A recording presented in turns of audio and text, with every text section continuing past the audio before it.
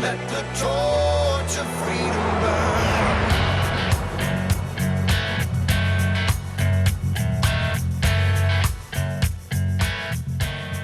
President Thomas Jefferson said, "I know no safe depository of the ultimate powers of the society, but the people themselves. And if we think them not enlightened enough to exercise their control with a wholesome discretion, the remedy is not to take it from them, but to inform their discretion by education. This is the true corrective of abuses of constitutional power." Welcome to WallBuilders Live, the intersection of faith and the culture. Today is Foundations of Freedom Thursday. It's going to be a little different than our normal Foundations of Freedom Thursday. Typically, we have you sending in questions, and David Barton, America's premier historian, answering those questions from a constitutional perspective, historical, biblical perspective. Tim Barton, national speaker and pastor, joining in on that discussion and answering those questions. And then I'm Rick Green. I'm a former Texas legislator and America's Constitution coach. And typically on Foundations of Freedom Thursday, I'm just kind of like the ping pong coach. I watch it go back and forth. I take your questions, I toss them to David and Tim, they answer them, I come back to your... Anyway, we're not doing that today. Today, we've got a really special interview with David Benham. This is going to kind of highlight one of the things that's going on really across the country. Now, his story's coming from North Carolina, but as we've seen the chaos of the COVID crackdowns across the state, some states have said, abortions can still go on. Those clinics are, somehow taking babies' lives as essential, even though we're trying to protect the vulnerable on one end here. We're not going to protect the vulnerable there. It doesn't make sense. But then other states are saying, no, abortion clinics are not essential. You can't have them. So it's different across the country depending on who the leadership is there. Yeah, this is the consequence of elections. You've had the governor of Texas say, hey, churches are essential services. And then you have governors like North Carolina say, no, abortions are essential services. And you got the governor of Illinois saying, no, cannabis production and cannabis sales essential services. This is where elections do have consequences. And in North Carolina, there was a lot of money put into North Carolina. The former governor there lost in a very narrow race. And so this is what you see as a result. And particularly when you look at larger cities in North Carolina like Charlotte. Charlotte was early out of the block some years ago, moving far left, pushing far left under President Obama.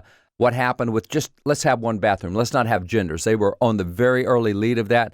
So there's been a lot there. And Rick, you mentioned how the sanctity of life kind of thing. It's interesting that over the weekend, the football coach at Michigan, Jim Harbaugh, said, we've got this thing where we're saying how important every life is, and we're taking all these precautions to protect lives. Well, we're not doing that at abortion clinics. And so for Jim Harbaugh to come out very openly being anti-abortion, that's a big deal. Well, some of the folks who are also anti-abortion in Charlotte, which is kind of a wacky left city from leadership perspective, are the Benham brothers, Jason and David Benham, who are identical twins. They kind of made news 6 years ago when they were about to have a television show on HGTV. They're some of the most successful realtors in the nation, so they were having this TV show about how to flip houses. And then Right Wing Watch got a hold of it and said, wait a minute, these guys voted for the marriage amendment in North Carolina, and they're pro-life as well. And they put so much pressure on the network that the network canceled the show simply because these guys, despite their great business talents, these guys were pro-life and they voted for the marriage amendment, which most of the people in North Carolina did. But nonetheless, these guys were targeted. Well, over the weekend, you had David Benham, who was outside an abortion clinic, just a handful of them there, and they were outside praying and talking to people going in. They were keeping social distancing. They were making sure they were far apart, and there were many of them in the group. And for doing exactly what the guidelines say, they got arrested, which, how amazing is this? But this goes back to political leadership. It's the kind of leadership you elect in cities. It's the kind of leadership that you elect in states. And we're really seeing the difference in philosophy come to bear right now during the COVID-19 thing. Well, David's actually going to be with us when we come back from the break. David Benham, our special guest. It's Foundations of Freedom Thursday, and we're talking about, obviously, fundamental freedoms of speech and assembly and being and even life in this case. So stay with us. David Benham when we come back on WallBuilders Live. Abraham Lincoln said, "We the people are the rightful masters of both Congress and the courts, not to overthrow the Constitution, but to overthrow the men who pervert the Constitution."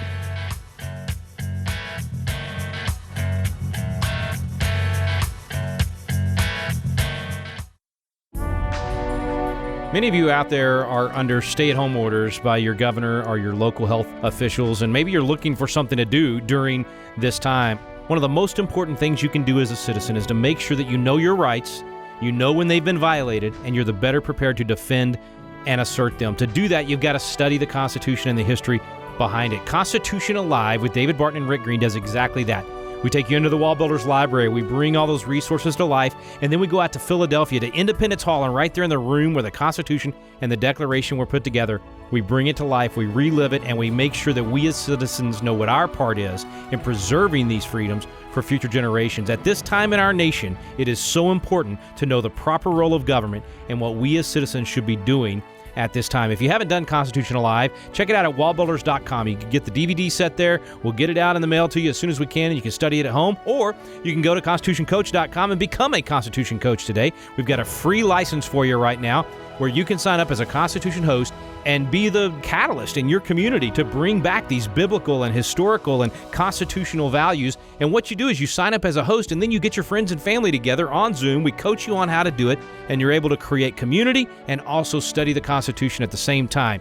Do this, and we will be able to pick up the pieces on the other side of this crisis and rebuild our nation even stronger than it was before. Check it out today at constitutioncoach.com. Thomas Jefferson said, "The Constitution of most of our states and of the United States assert that all power is inherent in the people, that they may exercise it by themselves, that it is their right and duty to be at all times armed, that they are entitled to freedom of person, freedom of religion, freedom of property, and freedom of press." Welcome back to WallBuilders Live. Thanks for staying with us. We got David Benham with us. Hey, brother, good to have you, man. Thanks for coming on. Rick, it's an honor to be on. I appreciate you having me. What do you got to go get arrested to get you on WallBuilders Live? Is that the only way we get to any of your time? I'd be on WallBuilders Live every week if you'd let me. But I'm honored to be on with you, and I sure hate the fact that I had to be on here because I got arrested. Well, for a good cause, and I watched the video. First of all, I praise the Lord for your example and the tone with which you handle the situation and the attitude. Holy Spirit inspired, brother. And man, I'm shocked at what's happening in our country right now. And your situation, I think, is something we've got to get people to understand what was happening here. This wasn't you guys, just flaunting the law or any of those things. Y'all were following the orders of the social distancing and all that. You were doing counseling that is needed, that is essential. And yet they still chose to take you to jail. I guess like 6 of you got arrested, right? Yeah, well, it's a total of 8 of us. But it's interesting because a federally recognized public charity like ours, Cities for Life, where we do sidewalk counseling and then plug mothers into all of these life-affirming services from medical support, housing assistance, adoption, the whole 9 yards, we are considered an essential organization inside the COVID restrictions. So it's not even a gathering of 10. It's not even forcing us to practice social distancing. For instance, if you go to Home Depot, if you go to a grocery store, heck, you could go to ABC liquor store. They don't have any of those social distancing laws because they're an essential business. So a public charity is the exact same way. So we didn't even have to do that. However, as a ministry organization, we said, you know what? Let's go above and beyond, and let's still practice social distancing. So we only had 3 sidewalk counselors.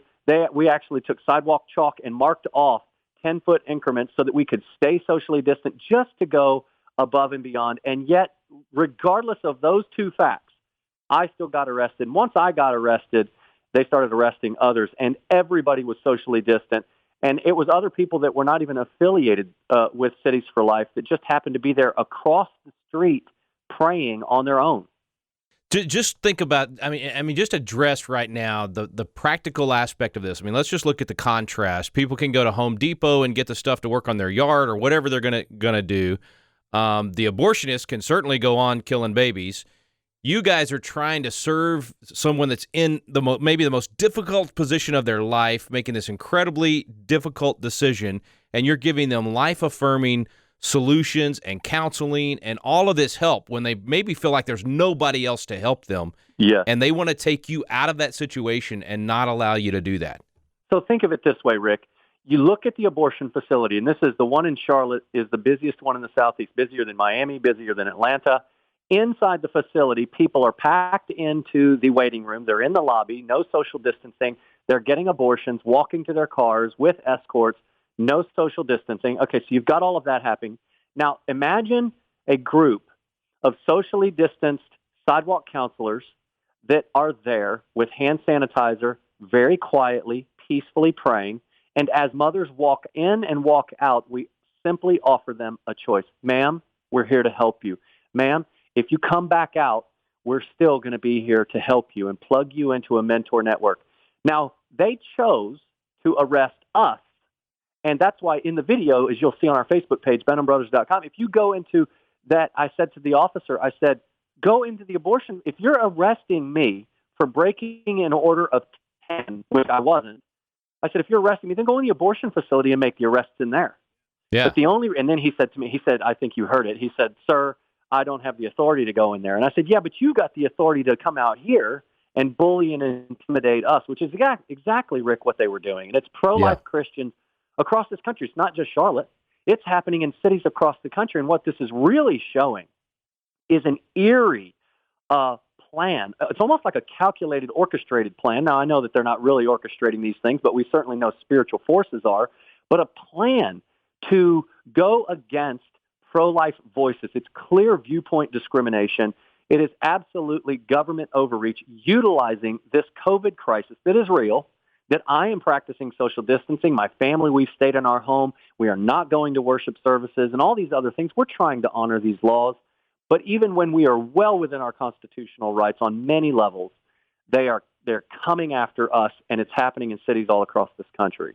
Well, you nailed it, and that's exactly the right phrase. It's viewpoint discrimination, because they're specifically stopping you from doing what is essential and needed, and then not stopping these other folks that are clearly and even just from I was watching as you were being arrested, and I'm thinking how many people you had to come in contact with as they arrested you, and so now we're taking these officers out of where we really do need them in other places. They're having to spend time there. They're having to touch and have contact with people, all because of this misapplication of what I think is some overreach in the local orders anyway.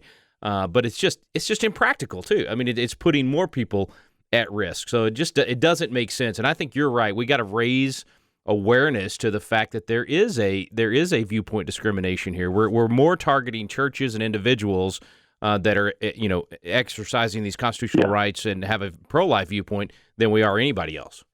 I mean, you even see this in New York City with Mayor de Blasio when he was threatening churches and synagogues. I'll shut you down permanently, he said. Now, did he say that to mosques?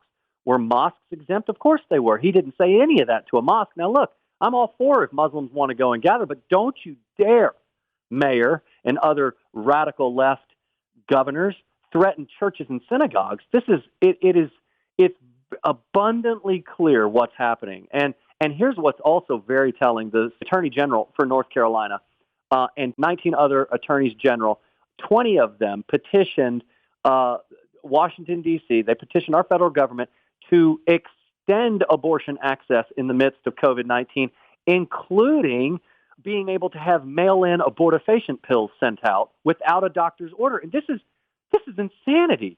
They're actually utilizing the COVID crisis to extend abortion, and while they're doing that, they're beating us into submission like whack-a-mole. And it's high time, Rick. I'm sorry, I'm getting passionate. You're spot on, man. Go for it. It's high time we step up and speak.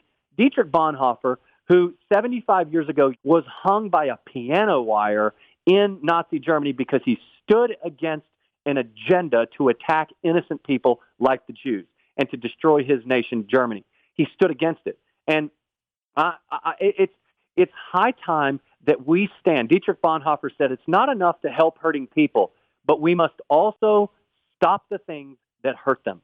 And this attack on our freedom, this attack on our constitutional rights is going to hurt not only us, but it's going to hurt our children and it's going to hurt our grandchildren. So I'm just calling for Americans, I'm calling for Christians to wake up, snap out of it.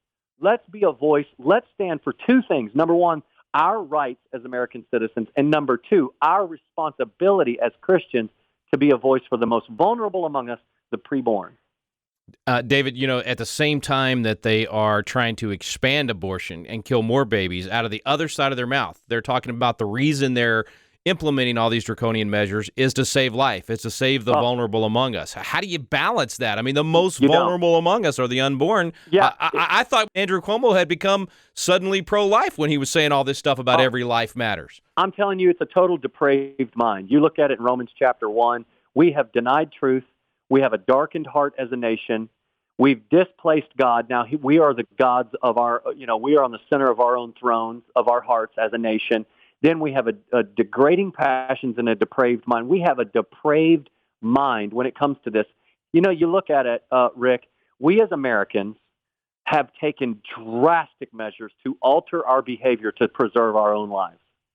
When are we as Americans going to take drastic measures and alter our behavior to protect the most vulnerable among us? Listen to what happened when the magistrate, I stood before the magistrate after I got booked, got my mug shot. They had the cuffs on me. I'm standing before the magistrate just after they took my cuffs off. And she says to me, "Why were you out there?" And I said, "Ma'am, I have every right to be out there. If abortions are essential, my ministry that is helping these mothers is essential." And she said, listen to what she said. She goes, "Well, what if you would have given COVID-19 to one of those mothers that was pregnant and that baby would have gotten infected?" I said, "Ma'am, that mother is going there to take the life of that baby, right?" And I said, "And we are there to offer her a choice to give life to that baby. And now you're telling me that I would, in fact, infect that baby and hurt that baby when, in fact, the baby was actually headed toward death anyway." Wow. And she just looked back at me like in stunned silence. Wow. And I'm like, that's just insane that you would even say that. And this is the type of depraved mind that we are seeing manifest right before our very eyes. And here's where I really kind of just get down to. Martin Luther King Jr. once said, he said, "The church must be reminded that it is neither the master nor the servant of the state. Rather, it is the conscience of the state." And this magistrate unconscionably said, "How could you possibly infect that baby by giving it COVID-19 by being there to, in essence, give life to that baby?" It's so depraved that what that realizes is that we as the church have not properly been the conscience of this nation. And so it ultimately relies on us to step out in a very humble, repentant spirit and say, these children deserve a voice. These mothers deserve an option to have some help alongside their unplanned pregnancy. You said something a couple of minutes ago I got to get you to repeat as we close out, and I also want to send people to the petition. But you said, how did you say it? You said something to the effect of we've radically changed and altered our lives. Yeah. Say that again, because that was so as powerful. Americans, as Americans, we have radically changed our behaviors to protect our own lives. Yet as we refuse to radically alter our behavior to protect the lives of the vulnerable, the most vulnerable among us who do not even have a voice. This is what this needs to show us in this COVID crisis, is that when our lives are on the line, we'll change. We'll stop the economy. We'll stop the entire society just to protect ourselves. Are we willing to do that for the most vulnerable among us? And Jesus said, "Greater love has no one than this, that they lay their lives down for their friends." And so we should alter our behavior. We should drastically change our behavior to protect the most vulnerable. So good, man. All right, there is a petition at America Stands for Life. It's actually action.tedcruz.org/America Stands for Life. And we'll have that link at our website, wallbuilderslive.com today. We can stand with you in this way, David, and send that message to our local leaders. I was so glad to see our mutual friend Ted Cruz immediately respond to this and say how unconstitutional this is and the kind of tyranny that this represents. We have to stand up immediately. These kind of abuses are happening all across the country. It's only going to stop if we, the people, let our voices be heard, and this petition is a great way to do that. David, God bless you, man. Thanks for standing strong. We got to, how is the mugshot anyway? I hadn't got to see the mugshot. How'd you look? my first mugshot ever. I tried to smile. They wouldn't let me smile, but anyway, I think it's okay. I tried my best to make it good. All right.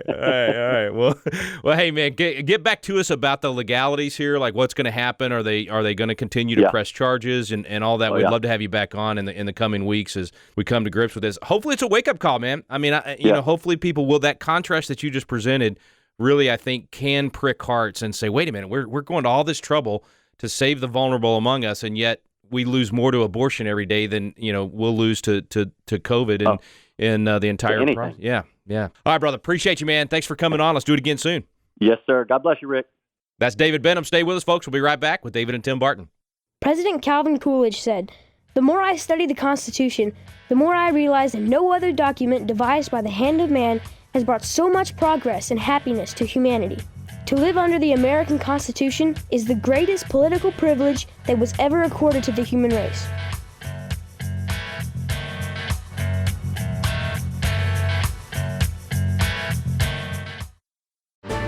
Hey friends, it's Rick Green from WallBuilders Live, and I have had so many requests about what in the world can we be studying at home right now. You know, I got the kids at home, they're normally in school, or if you homeschool, you're looking for additional material. One Room Schoolhouse. It is a great new series WallBuilders is putting out where you literally get a tour of the WallBuilders library as Tim Barton and Jonathan Ritchie bring history to life. There's a couple of resources on this. You can go to YouTube and search for WallBuilders and look for One Room Schoolhouse. You can go to our Facebook page and get it right there on Facebook as we do it live each Monday and sometimes additional days from there. And then you can also just go to wallbuilders.com. Scroll down to the bottom and we'll be posting the videos as they come out. This is such a great way to learn and a great way for you to share it with others. Gather the family around, watch the One Room Schoolhouse, and learn some great history. It'll be vitally important to restoring our nation and bringing back these principles that made America great in the first place. Check it out, One Room Schoolhouse at wallbuilders.com. Thomas Jefferson said, "In questions of power, then let no more be heard of confidence in man, but bind him down from mischief by the chains of the Constitution." Welcome back to WallBuilders Live. Thanks to David Benham for joining us today. We're back with David and Tim Barton. Guys, I mean, Charlotte's crazy, like you said, but hopefully this will shine a light on a little bit of the good versus evil going on there. Well, you consider how crazy it is. You're across the street from the clinic, you're praying, and there's only a handful of you. You're not part of Benham's group, and you still get arrested for praying on the sidewalk. Now, this is a Foundation of Freedom Thursday, and the thing that strikes me here is how, I don't know how many adjectives I can use, but how bad is it when your cops don't know the Constitution well enough to know that you have a guarantee for freedom of speech, that you have a guarantee for freedom of religion. I don't care what your city ordinances are. Your first oath is to uphold the Constitution of the United States. Well, and I would even counter that I don't know always that it's that people don't know the Constitution well enough. I think it's that they don't care what the Constitution says. Because when Which we live, is bad, too. Well, and it's maybe worse, right? We live in this era where kind of a postmodern world where truth is what I want it to be. It's what I think it is. It's how I feel. This is what kids learn in school. It's what we promote in culture around us. And right, I mean, we even talk about there are U.S. Supreme Court justices. There are federal judges who talk about the living Constitution, and the Constitution is what the judges say that it is. Well, if judges can do that, right? Police officers, if they have the bad ideology and worldview, they might go, you know what? Well, I can do what I want, and you don't have rights here. And there have been cases over the last week or two where police officers on record have said that your rights are forfeited, you don't have rights because of COVID-19 and these other things going on.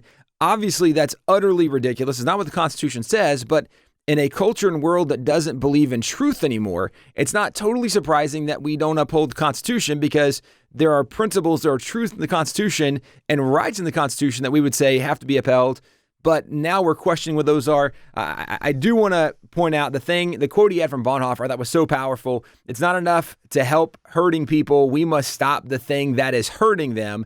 And certainly this is the time we can look at culture, the world around us, church, and say, this is when we want to be the ones to help, not just help hurting people, but let's find the things that are causing that hurt and stop it. And certainly abortion is one of those chief things, which is why, man, the irony of what the judge stopped him with, right? Of you could have given COVID-19 to a mom and that could have killed the child. And he's going, wait a second. Unbelievable. Right? They were there to kill the child. What are you talking about? This is where you see a lot of the hypocrisy and the intellectual dishonesty, sometimes from the other side, arguing positions that don't make any sense whatsoever. And we talk about so often on the show, we need to question the other side and make them defend their position, because more times than not, their position is not defensible and they don't know it because they've never been made to defend it, which in this case, the judge shut up because she realized, yeah, that was a stupid statement.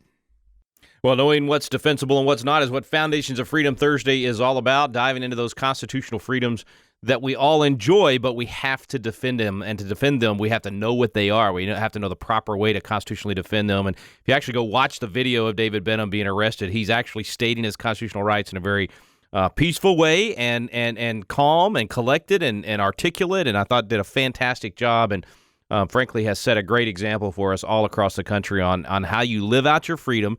And when it's confronted, how do you respond and how do you fight back? You should fight back. And that means using the peaceable tools that we have at our fingertips and actually letting your voice be heard, which is part of what, WallBuilders Live is certainly all about and why this program is so important, to get that truth out there and to tell these kind of stories. We need your help to do that. If you would go to wallbuilderslive.com today and click on that contribute button, it will go a long way to coming alongside us and helping this voice be amplified, to tell these stories, to teach people these foundational freedoms so that we can preserve America's constitutional republic. I'm a strong believer that tough times do reveal our character as individuals, but also as nations. And these tough times have revealed flaws in the character of America in terms of our foundation, the cracks in our foundation where our leaders that we've chosen have been willing to overstep their boundaries, to seize power we never gave them, and to act in very unconstitutional ways. And even worse, as we the people seem to be cheering them on and asking them to do that. Well, we have got to change that. We've got to make sure people know what their constitutional rights are and they know how to properly defend them. That's what WallBuilders Live is all about, looking at that biblical, constitutional, and historical perspective. Help us spread that word. Help us teach a new generation these things and help us preserve America's constitutional republic. Go to wallbuilderslive.com today. We sure appreciate you listening. You've been listening to WallBuilders Live. Samuel Adams said, "The liberties of our country and the freedom of our civil constitution are worth defending against all hazards, and it is our duty to defend them against all attacks." We stand undivided.